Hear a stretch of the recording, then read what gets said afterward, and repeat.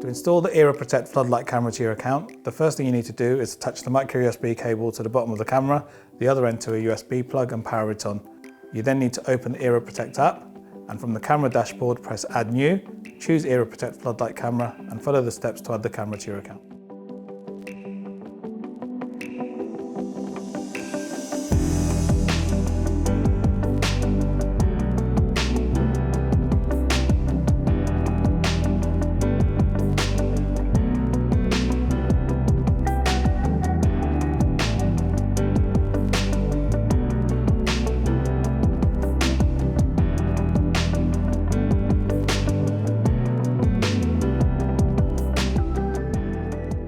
You're now ready to install your camera at its chosen location.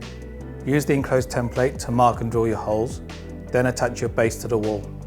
You then pass the flex through the base and attach the live and neutral to the adapter and connect your earth cable to the base of the camera.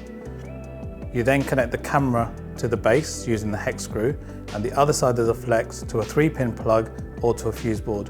If you are connecting to a fuse board, please note that this needs to be done by a qualified electrician. All of our products come with handy quick start guides, which you can refer to throughout the installation process.